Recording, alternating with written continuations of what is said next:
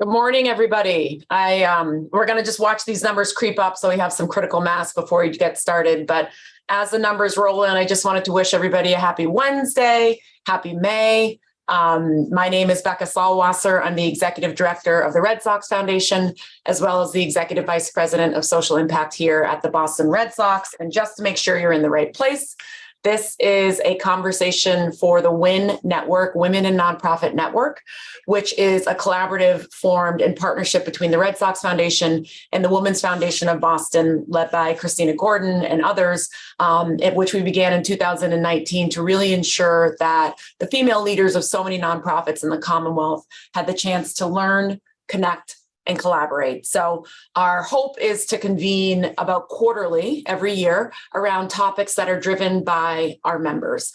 And so I'm so excited for today's conversation. We have some real experts and superstars as panelists this afternoon, direct from our mayor's cabinet. And so really exciting that we're going to be able to dive deep into ways that we can work together with the city of Boston to augment their mission and their goals and their priorities. So all that said, I do have a little bit of housekeeping before we jump in to the conversation. Today's session is being recorded, so just want to make sure everyone knows that. We will make sure that this recording is available to you on our WIN Network YouTube channel post this conversation today. We have over 150 individuals registered, so really excited that that's about 50% of those that are part of the WIN Network. If you know of anybody else that wants to be a member of this network, please just shoot our team a note and we'll be happy to add them to correspondence to make sure that we're continuing to grow this network, to make sure that we're as inclusive as possible. You'll note that at the bottom of the screen, you'll see a Q&A box. As we get into this panel conversation, I really encourage you to jot down some questions that you have. For me, for any of the panelists, we will be looking at that throughout the conversation in hopes that we can get to each one of your individual questions. So please don't be afraid to use that feature. At the end of this conversation, we'll be drawing a raffle for some pretty cool VIP boxes from the Red Sox Foundation. So please make sure to stay tuned in, stay part of this conversation. You got to be here at the end of this Zoom session to win. We'll be calling those names right about 12:45, 12:50. So as I mentioned, this conversation is titled Collaborative Impact Partnership Opportunities for Nonprofits in the City of Boston. Again, we heard from so many of you that wanted to better understand Mayor Wu's directives around making sure the city is equitable, is inclusive, is diverse, is supporting all those and centering the most vulnerable populations. So I'm really excited to dive into this conversation to learn more about the mayor's priorities and how she's really working in all of our neighborhoods to ensure that those in need are getting the resources that they deserve. And so we have three incredible speakers from her cabinet, as I mentioned. Before I get to them, I did want to shout out and praise and thank and give gratitude to our ongoing and longtime sponsor, Bank of America. We wouldn't be here today without them. I know Aaron Sutherland is sick this morning. Aaron, I hope you feel better. But we also have Stephanie Wizarek in her place here this morning to say a few words on behalf of Bank of America. And Stephanie, I'm so grateful for your time this morning. I'll turn it over to you to say a few words. Awesome. Thank you so much for the introduction, Becca. Good afternoon, everyone, and thank you for joining. As Becca mentioned, I'm Stephanie Wazorek, and I am part of our local team here at Bank of America working to deliver programming and initiatives for our communities, employees, and clients in Greater Boston. And we are thrilled, as always, to partner with the Red Sox Foundation and the Women's Foundation of Boston to help bring together the WIN Network. We have so many shared values, and we are so proud to support this collaborative work. And I am equally excited about today's conversation with Mayor Wu's team. We certainly understand the importance of coming together to make Greater Boston an even better place to work and live. So with that being said, I'll be quiet. Becca, Tyler, and team, thank you for bringing this discussion to fruition, and to everyone participating today. Thank you for all you do for Greater Boston and our communities, and the great work that continues to be a part of this great community. So Becca, I'll turn it back over to you, and thank you so much again. Of course. Thank you so much for joining us this morning, Stephanie. And as I mentioned before, Bank of America has been so invested in all of our communities across the Commonwealth for a very long time. And we feel it deeply here at the Boston Red Sox and the Red Sox Foundation. So on behalf of our entire team and the organization, thank you for your ongoing support and making sure that these conversations can happen. So thank you. I'd now like to ask all of our panelists to turn on their cameras. Let us see you. As always, I've asked our panelists to give their own initial introductions and bios because you know yourselves better than I do. And we're going to start with Jose and then turn to Tania and then Brianna. Again, just a quick overview of who you are and what you do. Jose. Excellent. Becca, thank you so much once again for the kind introduction to the Red Sox and the Red Sox Foundation for creating the space and opportunity for us to be able to connect with you all directly. I also like to thank my colleagues in service for being on this call with me and being able to share their expertise. As was mentioned, my name is Jose Masso. I'm the Chief of Human Services for the City of Boston. What that entails is a very large cabinet that spans over 6 departments. I like to say it spans from the youngest to the oldest. We have our Boston Centers of Youth and Families, which is the 35 locations located citywide. We also have Boston Public Libraries, 26 locations. We have our Age Strong, which is focused on our older adult population, veteran services as well as for those who served in our military and armed forces. We have Office of Returning Citizens, being able to support those who are formerly incarcerated. And last but not least, we have our Office of Youth Engagement and Advancement, which we like to call Oh Yeah. So like I said, we really are where the people are, both physically and meeting them where they are in their lives. And we really want to make sure that they have all the resources and opportunities and services for them to be able to live their best lives and to be able to thrive. And so that's what it is that we primarily do within the Office of Human Services. We're thankful once again to speak a little bit more about the work that we do when we get into the panel discussion. But once again, thank you for this opportunity. Perfect. Thanks, Jose. We'll turn to Tania. Hi, everybody. It's also a real pleasure being here today. Thank you so much for the invitation. I have, well, as a person who lives in Boston, special love for the Red Sox, but also as a former head of the Mayor's Office of Women's Advancement, special love for the WIN Network and familiarity. So it's great being here. My role is the head of the Mayor's Coordinated Response Team.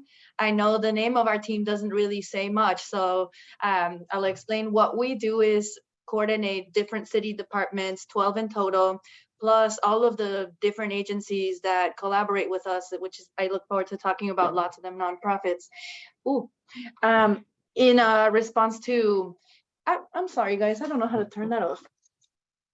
In response to the ongoing kind of 3-pronged crises that a lot of our neighbors are facing as far as mental health challenges, substance use disorders, the epidemic that we're going through, and unsheltered homelessness. So if anyone citywide is going through any of those 3 situations and is found on the street needing support, that would be our team that activates a response.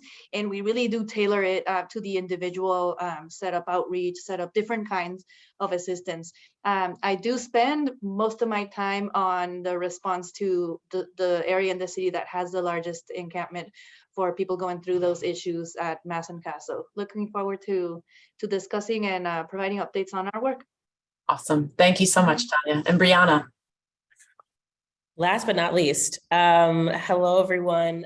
Thank you again to Becca, the Boston Foundation and the WIN Network for this invite today. My name is Brianna Malore. I am the Chief of Community Engagement for the City of Boston for Mayor Wu, and the title sounds exactly about what we do in the cabinet. My priorities is to making sure that residents feel deeply connected to City Hall.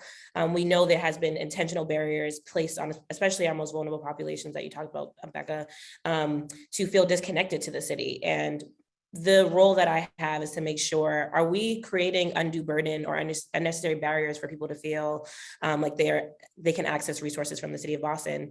I particularly oversee 4 departments: 311, the 24-hour non-emergency hotline, which is like anything from potholes to this, like any large scale issue that's happening in neighborhoods. I also oversee the Office of Neighborhood Services, which is neighborhood liaisons as well as cultural liaisons that are the one-stop shop and point of contact for community and residents throughout the city of Boston. I also oversee a new office called the Office of Civic Organizing, which is specifically around proactive engagement and empowering residents, which is through, training, seminars, as well as collective kind of volunteerism. And last but not least, Spark Boston, which is a council of 20 to 35-year-olds, specifically on how do we engage that age demographic. So look forward to the conversation and diving a little bit deeper. I am beyond excited. Everything you just said, I feel like I want to have my own meeting with each of you to talk about the work that you do, because as a city Boston resident myself, I live in Dorchester. Everything you said, I'm like, oh, I should ping that hotline. I should connect with that. So there's so much here. So we will get right into it, because I know we only have about 40 minutes of conversation. So with that, the first question is, I mentioned this before, we know that Mayor Wu has some specific priorities, specifically in 2023 to help her vision for the city come to life. Can you speak to how her priorities impact your job and your scope and your responsibilities, knowing firsthand, and because all of you have a deep relationship with Mayor Wu, how are you, the work that you're doing, sort of achieving her vision? So this is for everyone because it's so important. So whomever wants to jump in, jump right in. I could kick it off. One of the main priorities that the mayor underscores anytime she has the opportunity to connect with residents is making sure we're taking City Hall out of City Hall, and improving our accessibility needs throughout, whether that's creating space for virtual meetings and rethinking, like, are we creating space that's actually accessible, whether that means language access or things along those lines.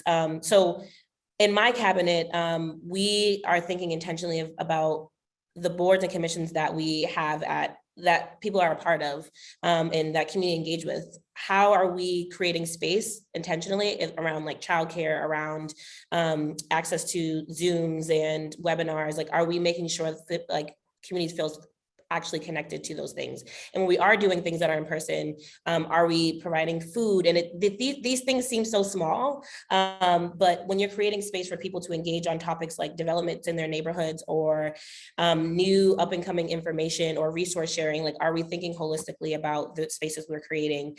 So that's one of the things that we're focusing on when we're talking about priorities of the mayor. And I'm really excited for Jose to answer that question, only because there's a big component of and focus on young people with this administration and making sure they feel connected to the city and they feel invested in. And I know that a big part of the Wu administration's approach to the summer was expanding intentionally the youth summer job program.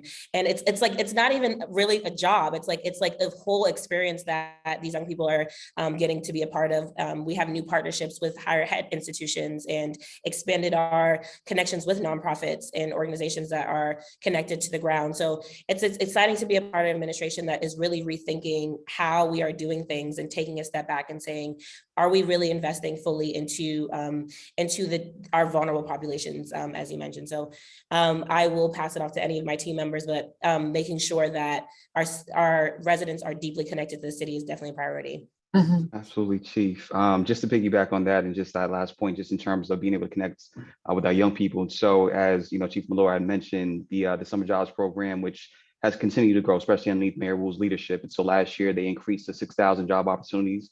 This year is now 7,000 job opportunities. And so ways in which we're, they've taken a focus to be able to connect with other organizations to be able to increase the opportunities, for young people to have summer employment. And we recognize in, the research is out there about the benefits of either violence prevention or just overall social emotional wellness for our young, our teen population. And so that is definitely a priority and something that the mayor has uplifted time and time again. And it's just a beautiful thing to see. Additionally, something that you'll share as well is ensuring that Boston is the best place to raise a family. And where that comes into play is just really along the lines of what lives within the cabinet as well. So Boston Center's Youth and Families, ensuring that we have access to just play groups, for example. I just left a community center earlier this morning in Rosendale, in which they had a play group that had about 39 children there. And it was just such a beautiful sight to see, where you had nannies and caregivers and parents who were there to bring their young people together. But once again, that is just an example of how it is we're making sure that we create spaces.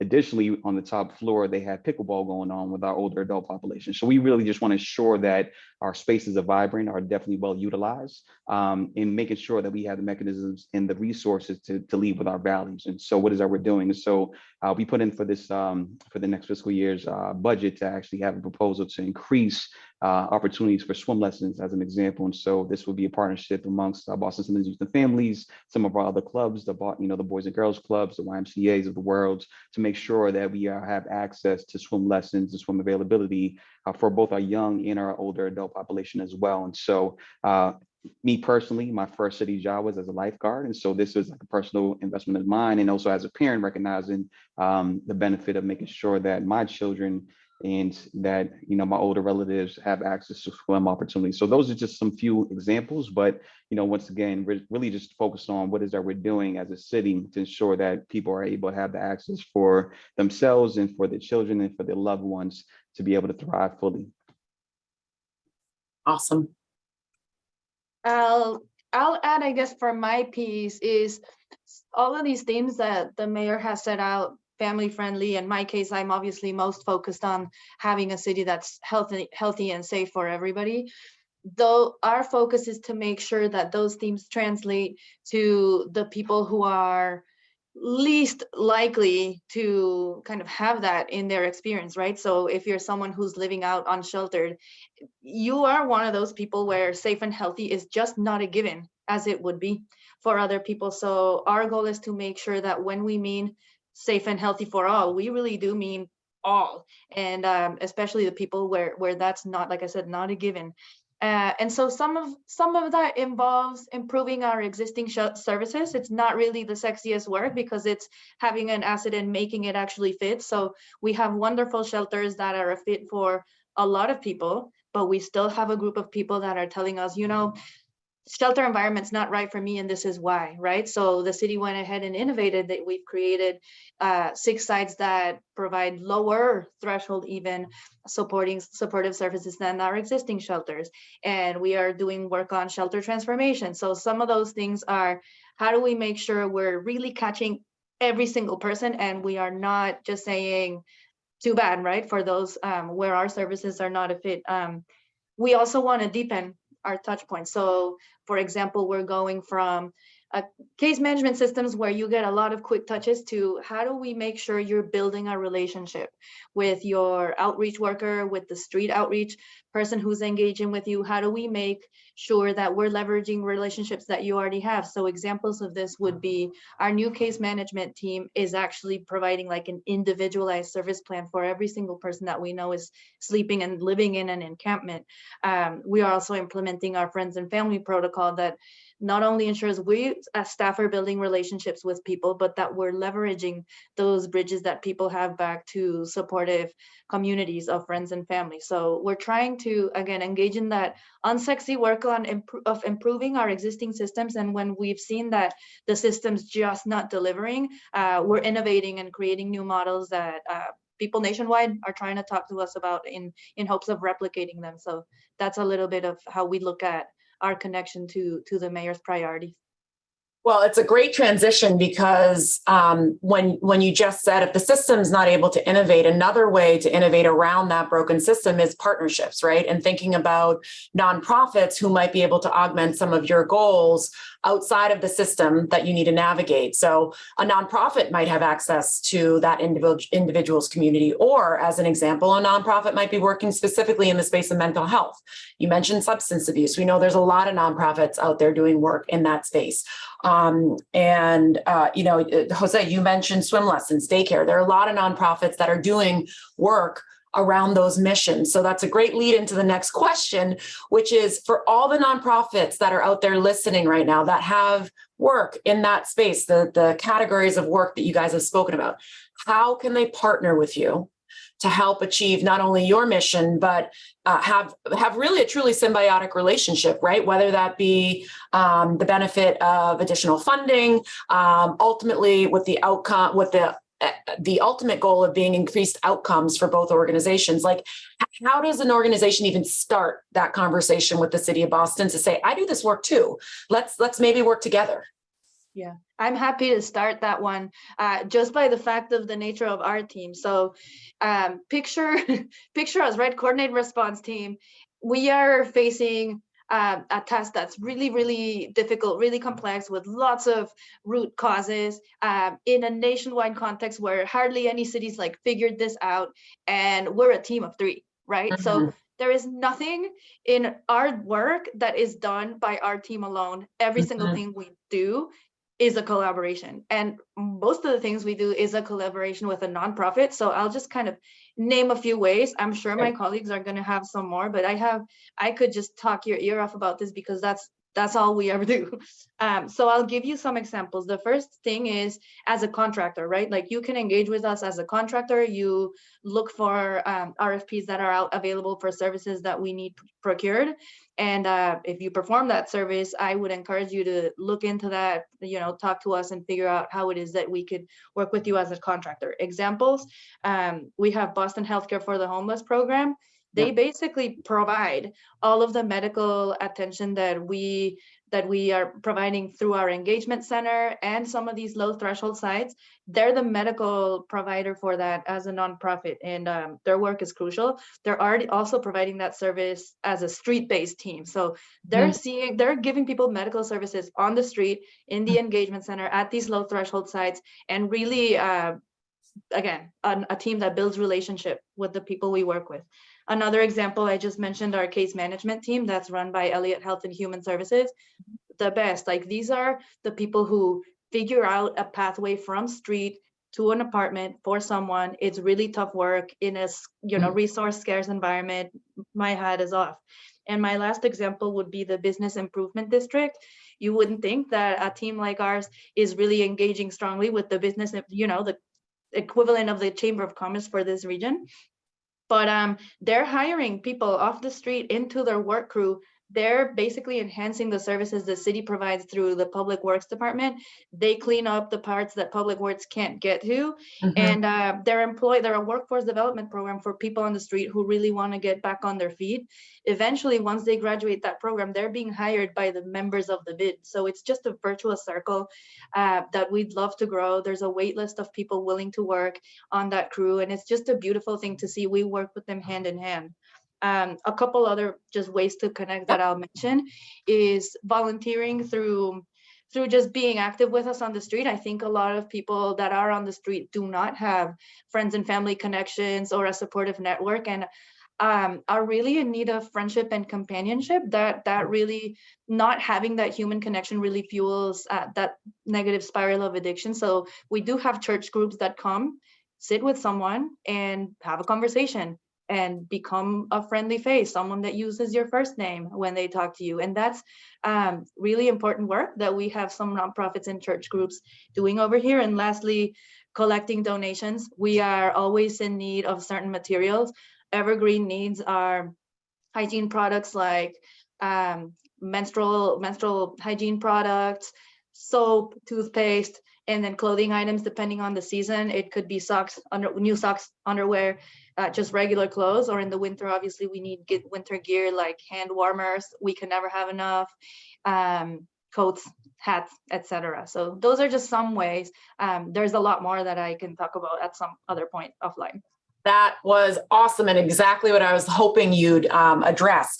3 quick follow-up questions though. Where can people find the RFP? Because oftentimes that's the hardest part, is like knowing where to look on a website to get an RFP or a grant application. So where's the RFP? So the ones that we work on would be through the Public Health Commission on their website. I know there's city side website for RFPs too, which I can get to you after. Okay, we can circulate that then if you don't mind. And then where can volunteers sign up? Where is that sort of link and sign up opportunity? So depending on what they want to do, the best way to do that would be to email us at coordinated.response@boston.gov. We try to leverage whatever skill they're bringing in so that we give them an opportunity that's a fit for them. Coordinated.response@city.gov. At boston.gov, yeah. At boston.gov. Perfect. Sorry to be so specific, but sometimes that's No, like we're- one link that you need to make sure that all of this can happen. Jose, did you want to chime in? Sure, I won't add that much. I think I definitely would just piggyback on what Tania had shared in terms of we do have opportunities as well. Directly from our office, we have the Youth Development Fund, which was this past year was about 1.5 million that we granted out to nonprofit organizations, 60 in total. Those nonprofits, so if you're a nonprofit that's focused around youth development work or positive youth development engagement, that is an opportunity. And so, so next fiscal year, we'll be looking to roll that out once again. We're still crafting, the specific focus area there that we're going to be looking at, but it definitely will encompass, working with young people and being able to support young people in that respective area.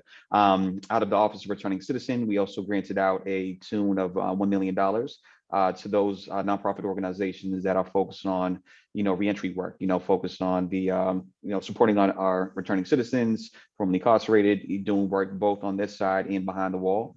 So those are just another example of opportunities. Additionally, something that we're going to be, hopefully, fingers crossed, rolling out next fiscal year is a small micro grant opportunity for smaller nonprofit organizations who may be looking to expand either programs or services, specifically within our Boston Center's Youth and Families. What it is that we identified is that pre-COVID, we had really great relationships with nonprofit organizations and vendors who would come in and provide programming and resources for our communities. However, with quarantine and shutdown, a lot of these nonprofits either no longer exist or have changed the way in which they deliver these opportunities. And so we are trying to re-engage with those who are looking to expand or really trying to reach a certain demographic or just community.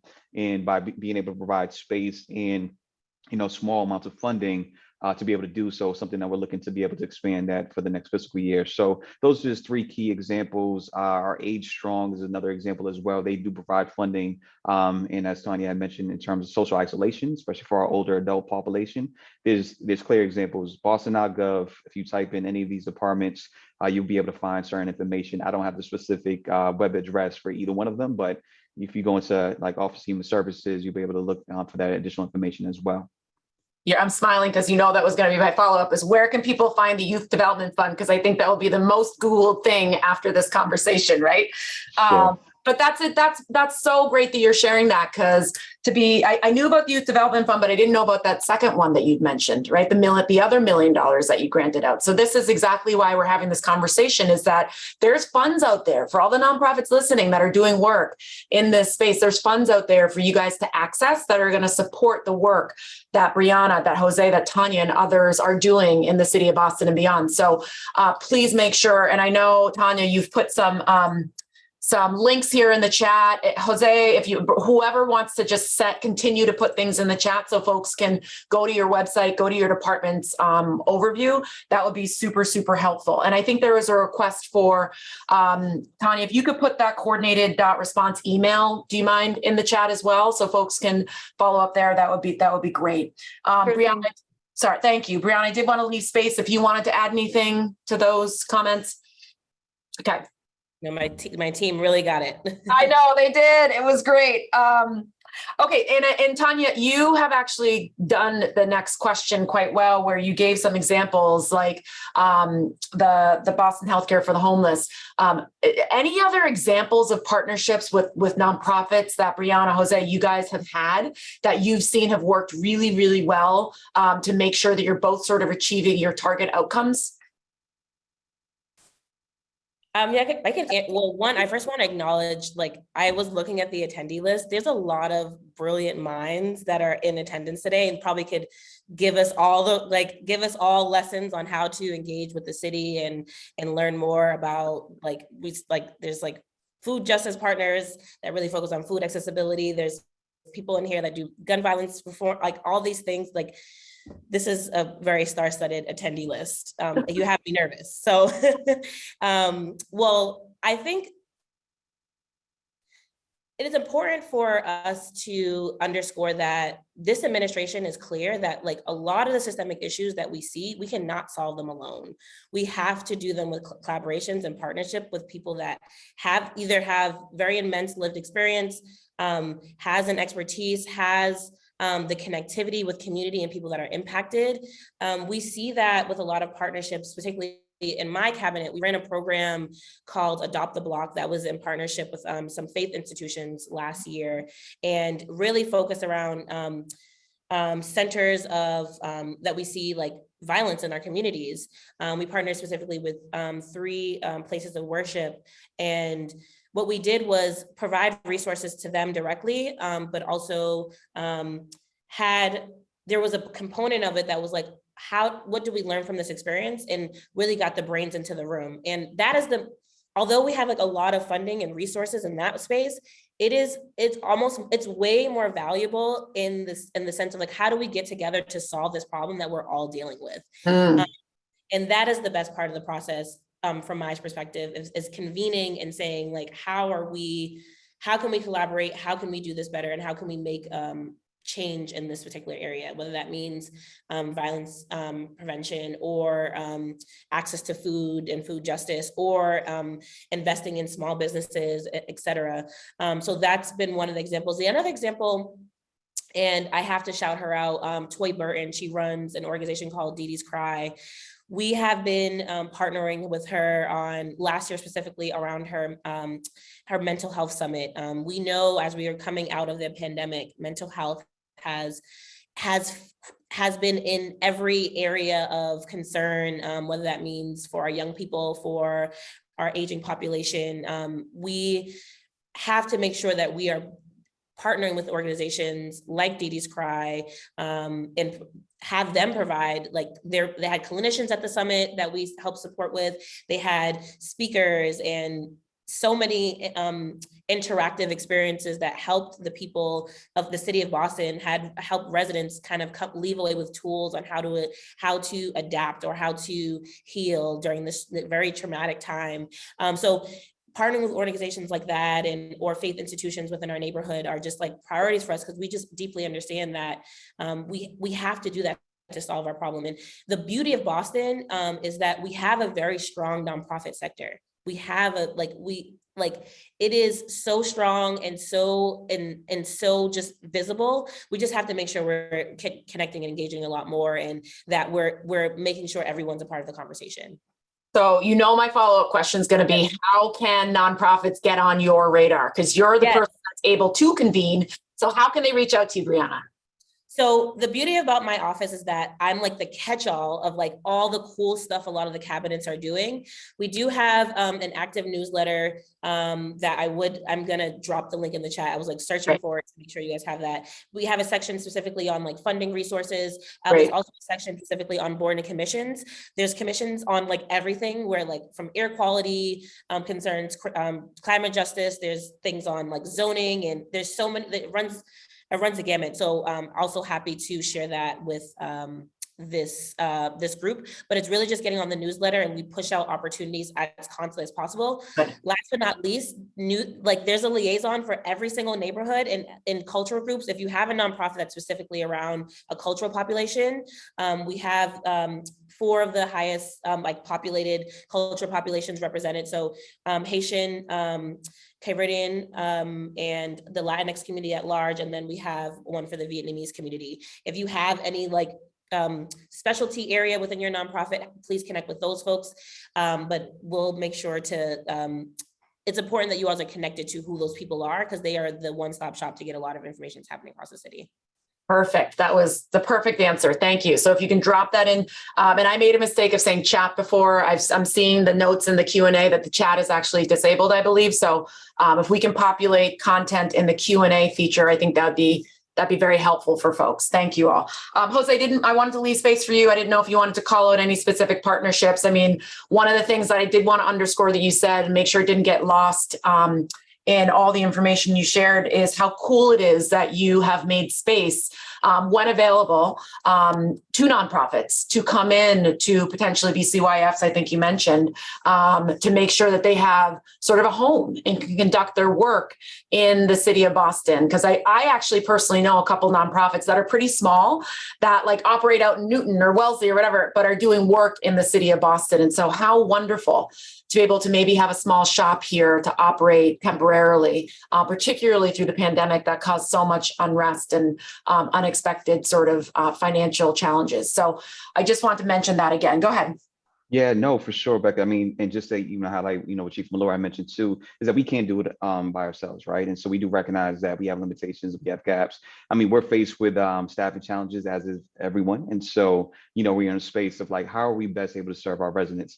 We're also faced with limitations. We are a bureaucratic system, right? And so we are city government, and there are limitations to what is that we're able to do. And so collectively, trying to really be creative on how does it we're able to increase these program opportunities and access for our families, our children, and for our nonprofits to be able to get together. So a lot of things we're trying to like get correct, and a lot of the feedback that has been shared in like our previous meetings, our community meetings, was exactly that. A lot of our smaller nonprofits were saying like, hey, how do we gain access to these spaces? These are things that were ongoing. However, my focus is like, all right, how do we make this a little bit more broader? How do we populate it so other folks are more aware of it, recognize that this is an opportunity that they could actually embark on.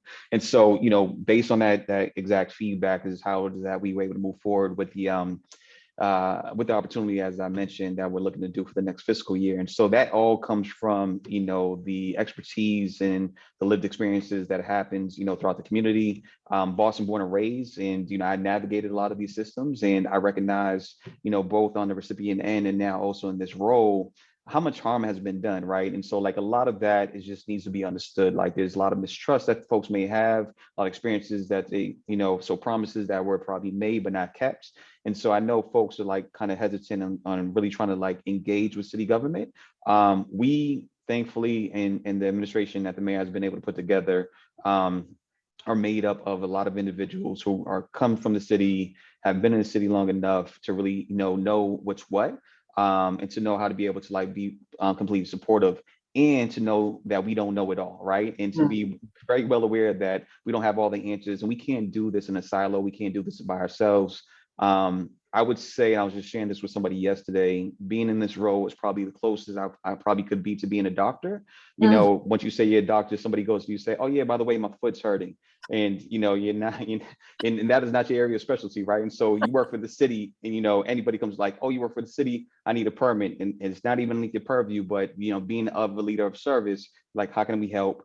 How can we be supportive? Maybe we could definitely connect you with the person who definitely oversees that. But it's definitely not, I'm not the chief of streets, but I would definitely make sure you get in contact with somebody who can help you out with that issue. And so, just once again, having that broader overview, really being able to collect that collective knowledge and our lived experiences from the communities, from our residents, from our neighbors, to be able to say, how can we collectively be able to solve this issue? Great. Well, my hamstring hurts, so maybe I'll follow up with you after. You can tell me where to go. So I did want to stick with you for 1 second, though, because you did prior mention summer jobs, and it made me think that there are probably a lot of nonprofits on this Zoom that work in service to a constituency that could benefit from a summer job. So could you speak a bit about where nonprofits can head and look to see if any of their young people, any of their program participants could be eligible for a summer job? Absolutely. I'm gonna drop the link in the Q&A chat. It's Success Link. And so they did a really successful jobs fair a couple of weekends ago, in which they had, I want to say, over 2,000 young people be able to participate in that.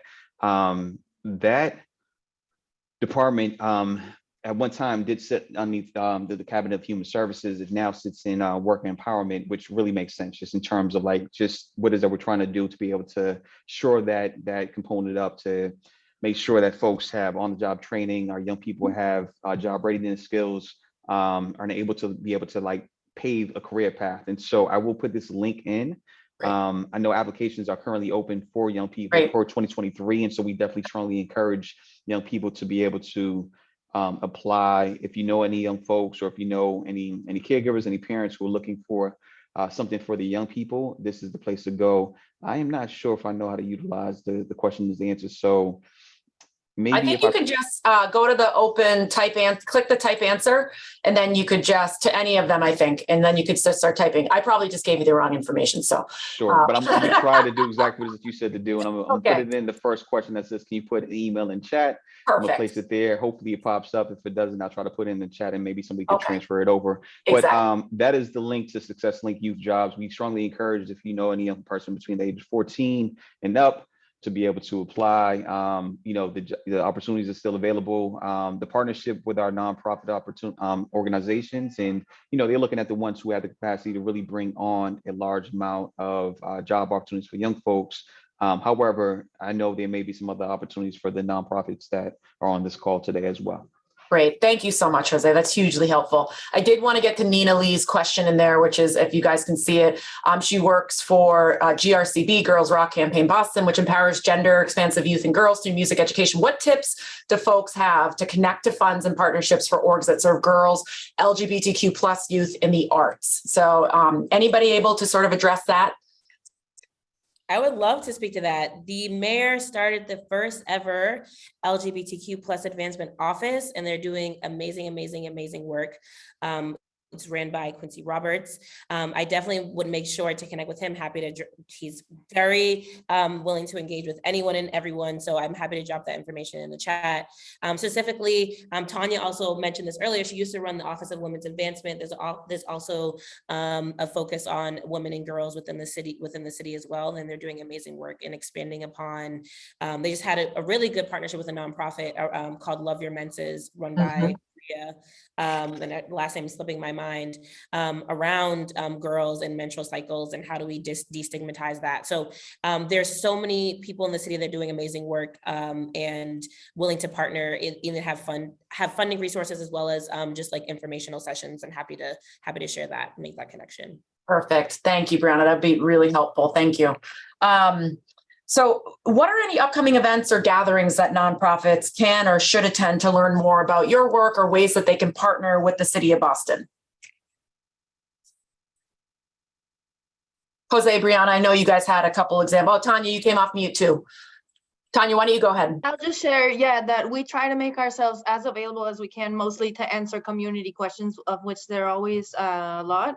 We engage very actively in the South End Roxbury working group on, this is a long name, addiction, recovery, and homelessness. So when there are questions, I mean, you can expect me to be there every month and just kind of answer whatever question you have. We don't have any more upcoming events, but we'll be sure to share. Okay, great. Thank you. I will definitely love to add, Jose and I shared space earlier today in the Rosendale Coffee Hour with the mayor. It is an opportunity to get to know your neighbors, and as well as there's opportunity to table there if you are a nonprofit. So if you're tied to a specific neighborhood and you want to share any resources, it's getting in contact with your neighborhood liaison. So the Rosendale liaison is Diana, and she's amazing. So it's connecting with her and making sure that you're able to have a table there. But that's one way, because everyone's out willing to share information, and the city is also actively sharing information at the same time for maybe our composting or for water and sewer, whatever that looks like. We're also actively sharing resources as well. Another way to make sure that and I mentioned this earlier, is specifically around boards and commissions. We really have rethought the use of boards, and as like sometimes they're seen as like just a meeting, but it's really a brain space that we have. We really utilize, for example, the specific commission around Black men and boys. This is a commission that focuses on which is also inaugural office that the mayor finally stood up with the support of counselors, as they try to implement that a couple of years ago. But yeah, so making sure that the boards and commissions are a way that if we have representation for some of these attendees on the call, or any nonprofits, that they can be a part of those process, making sure they have set meetings as well. So that's another way to make sure you're engaged with the city. Yep, and I'll just add two things. The Office of Youth Engagement and Advancement, which is also a new office, which is focused on strictly similar to what Chief Malloy's work is around Spark and engaging that the 20 to 30-year-old population, looking at the younger population to make sure that the Mayor's Youth Council, for example, which is it's been around since the Menino administration. It was started back then to make sure that young people had access to city government, to city councilors, to elected officials, to know the inner workings of their civic duties. And so that's something that is going to be living underneath, oh yeah. And where we're excited to, and I think a future opportunity, what is I'll plug now, I'm plugging in really early, is that we're going to be standing up the Mayor's Youth Summit, which is something for the folks that have been around the city of Boston for quite some time, may recall back in the day and how successful that was. And so that'll be another opportunity for our nonprofit partners to be able to engage there. The second thing that'll lift up is it was made as an announcement yesterday, is the expansion of open streets. And so this is an opportunity that existed from last year, where they had 3 locations: Roxbury, Dorchester, and JP. And yesterday made the announcement for an expansion to be also in Brighton and East Boston. So once again, this is a really great way, if you're a small business that is operating in that space, or if you're a nonprofit that's really looking to, get information out about your program or organization, that's a really great, especially if you're focused, in that community, that's a good way to have a table event, to get out information, to engage with community members, city residents, elected officials, et cetera. And so just want to flag that, but that announcement was just made yesterday. So those are 2 primary opportunities as well. Great. And I know when we did a prep call, someone had mentioned returning citizen gala or job fair. Did anybody want to speak to those? Yeah, so those unfortunately did pass. As I mentioned, the job fair. Yeah, I know the job fair did take place. We had to reschedule this. I'm sorry. No worries, Becca. No, for sure. The job fair took place a couple of weeks ago. As I mentioned, that took place at the Reggie Lewis Center, which was a success. And last week was reentry week. And so we did get a chance to do Office of Returning Citizens Gala. There we had over 100 folks join us in recognition to all the hard work that many of our returning citizens are doing, the many contributions that they're providing as well, and the many nonprofits that are actually in this space. And the beauty of it is that many of these nonprofits are led by returning citizens and folks of color. And so it's really wonderful to see how they've been able to contribute and be able to give back in this space. And so that took place last Thursday. And so missed opportunity, however, once again, future opportunity, and I'm glad to be able to make this connection now. And it sounds like it was a huge success. So thank you. So I know we're running down on time, but and this is sort of a nebulous question, and you've pretty much addressed it, but I did want to call it out specifically around diversity, equity, inclusion, and belonging, because so many of our nonprofits out there listening, it's not necessarily its own category of work. The way that many of us approach this work is through everything that we're already doing, right? Through the lens of equity in terms of our existing missions. I don't know if that made sense, but it's sort of like an umbrella layer of work that needs to be applied against all the activities and initiatives that organizations are running.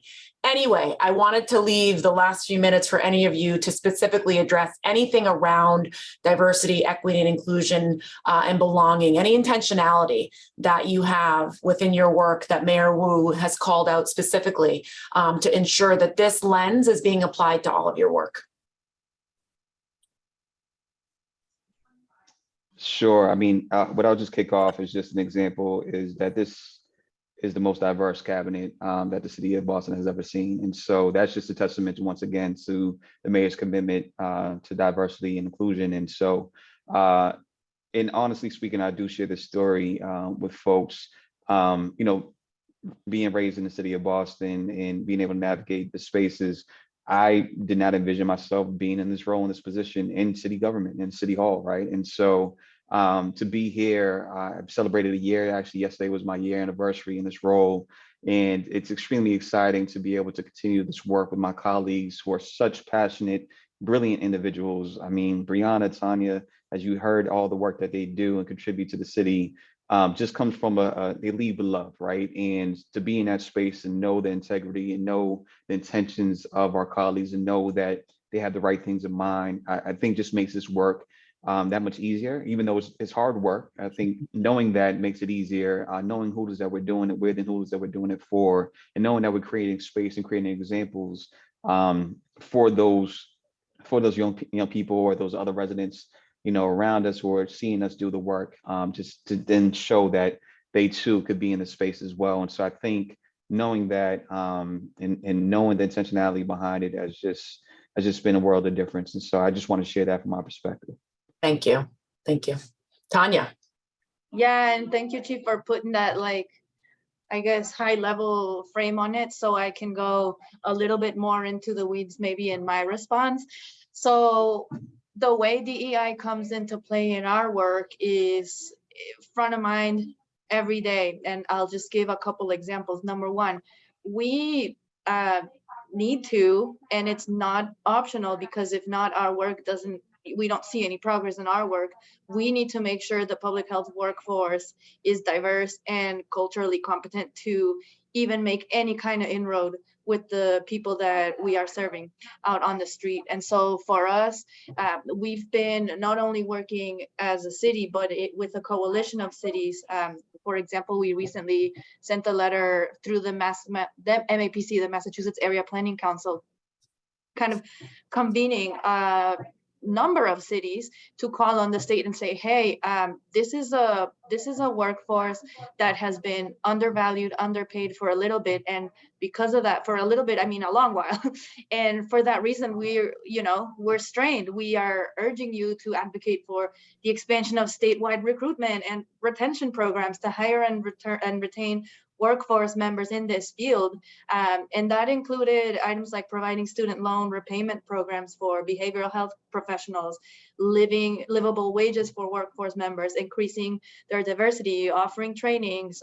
So we're not only advocating as Boston, but we are linking up with other cities to shine a light on this issue, right? Like, we need to have a workforce that is doing well themselves if they are to provide culturally competent, great quality support for the people who need them. So that's one way. And then two, in the work that we do, we are keeping a close eye and by collecting and analyzing as we go the demographic data of the people that we are serving, to make sure that we're not perpetuating any kind of racial, gender, or any other kind of biases in our work. So as we refer people into low threshold housing, as we refer them into treatment, we are collecting and analyzing that data to make sure that we're not only engaging with a certain group of people more than others, et cetera. And so that's ongoing work that doesn't stop, and definitely part of our everyday work. Wonderful. Quick call out. You mentioned the workforce needing sort of a culturally competent, but a workforce in general is a need of people. I'm assuming individuals can go to boston.gov for any employment opportunities for adults. Yeah, always. Great. Because there are a lot of nonprofits out there that might not just serve youth, but serve adult populations as well. And so I think that's a great connector to see if there's a way to start some sort of workforce development program between nonprofits and employment in the city of Boston. Wonderful. Brianna, I did want to leave any space for you for closing remarks or thoughts before we head to the end of the conversation. I just want to expand upon the workforce piece. And since my colleague couldn't be here, the Equity Cabinet specifically held intentionally crafted job fairs a couple months ago to make sure that our hiring practices were equitable. We see stigma when it comes to even cultural garments when you're coming into for trying to get a job or you're here. And the Equity Cabinet intentionally created space around that, so people didn't feel like they had a barrier to entry when they were trying to apply for a job or being connected to a job. So I really want to commend Chief Mariangeli for intentionally creating that space. In her cabinet, there's a lot of, it's the LGBTQ office, it's the Black male advancement, it's women, it's all the offices that are deeply impacted by either systemic racism or all the isms and making sure that we are centering those voices in conversations when we're creating space and when we're doing anything that's city related, because we know representation does matter, and having people in the room that have those lived experiences it's also why the mayor has appointed a cabinet that looks like this and feels like this. And it's really just it's great to be on a team that you don't have to explain things to. It's just oh, you understand. Thank you for having us today, Becca and the Red Sox. Of course, it's our honor and our pleasure. I've learned personally so much, and I'm sure I can speak for the audience who's probably learned a ton about the work that you do. And my respect was already here for you all, but like it's through Fenway Park. I'm looking at Fenway Park. I'd fill every seat with respect that I have for you guys for the work that you're doing every single day. Very quickly though, you mentioned the job fairs. I'm assuming folks can go to boston.gov to find out. I know some have passed, but it I will sounds. share a link too. Oh, good. Even better. Great. Because these are things that I want to make sure people know about. Honestly, it sounds like, I know I'm underscoring it a lot, but too often the first step is the hardest one, just knowing where to go to get the information, right? And so that's so helpful that you all have put the links to newsletters and job opportunities and events. I really appreciate that attention to detail.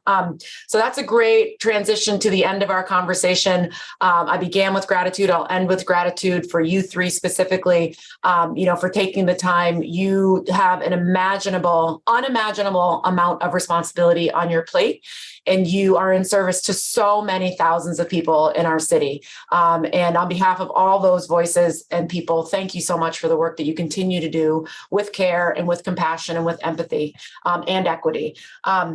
I do want to make sure our audience remembers that when you click that button on the bottom right, leave, you're going to be prompted to do a quick, I promise, 30-second survey that is going to ask you what you want us to bring to you the next conversation, the next WIN convening that we have in the next couple months. That will help us determine what would be the perfect experts to bring on the panel based on your request. So please take the time to fill that out. Last but not least, I'm going to call out the names now for the winners of those VIP Red Sox Foundation boxes. Thank you, Alex Young, for sending me the names. The first winner is Nina Lee. I know, Nina, you had a question. So you are the first winner of one of the boxes. Susan Redgate and Bonnie Bertolate. So I apologize if I pronounced your last name wrong, Bonnie, but we're going to be following up. We have your emails. We'll be sure to get your contact information and send you those VIP gift boxes.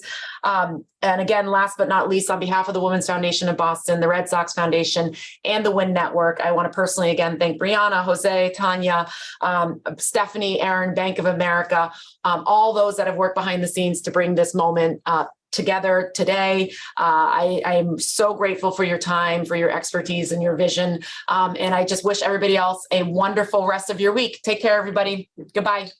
Bye. Thank you.